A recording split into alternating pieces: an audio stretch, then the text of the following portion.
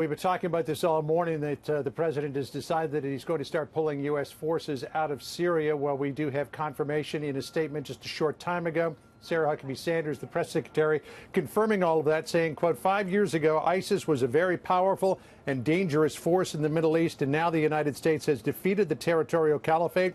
These victories over ISIS in Syria do not signal the end of the global coalition or its campaign against ISIS. We have started returning United States troops home as we transition to the next phase of this campaign. No word yet on what the next phase is, though. The president first started talking about this last March, but dialed it back quickly after his national security team cautioned that the fight against ISIS was not over and that pulling U.S. forces out could give ISIS an opening to reconstitute.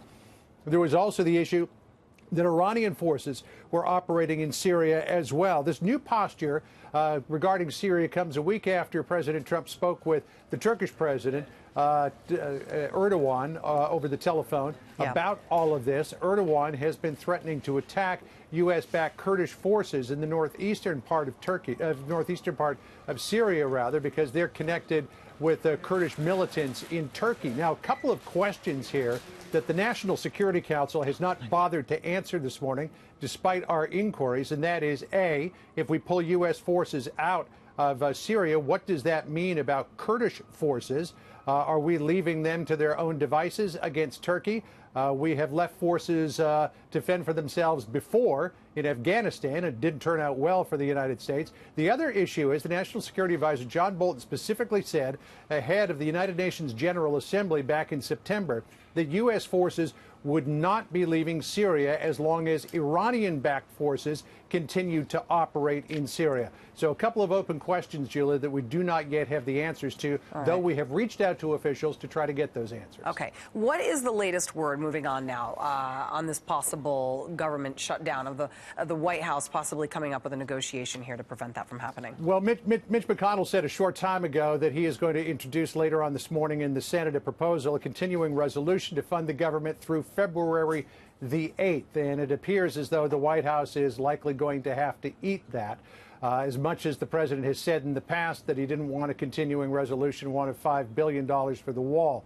The president has backed off on the demands for $5 billion for the wall. It seems as though he'll take, as much as he can get out of Congress. The latest proposal was for $1.6 billion, with another $1 billion thrown in there for border security, though it wasn't specifically allocated. But the president continuing to say that he wants to build what he always refers to as the wall, saying, quote, in our country, so much money has been poured down the drain for so many years, but when it comes to our border security and the military, the Democrats fight to the death. We won on the military, which is being completely rebuilt. One way or the other, we will win on the wall.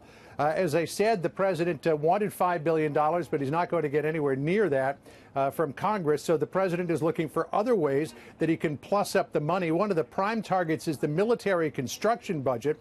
And the president making the argument this morning on Twitter that border security is a national security issue, also saying that Mexico will ultimately foot the bill. The president tweeting, Mexico is paying indirectly for the wall through the new USMCA, the replacement for NAFTA, far more money coming to the U.S. Now, here's the national security part.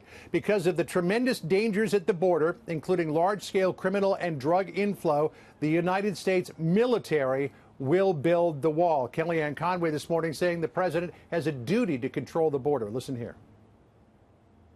When the president says he's not going to back down from border security and that he'll find the money, quote, one way or the other, it's because he has a solemn obligation to all of us, including people who didn't vote and people who didn't vote for him, to make sure that we are protected in our communities. Folks, this is everybody's business. This has to be nonpartisan. This is about border security. It's a sovereign nation. So at least if the White House does not dig in its heels this morning, Julie, about this, it looks like the White House is going to have to agree to sign a continuing resolution if it passes through the Senate again. It would keep the government funded through February the 8th, but not give the president what he's looking for. Julie? All right, John Roberts, thank you.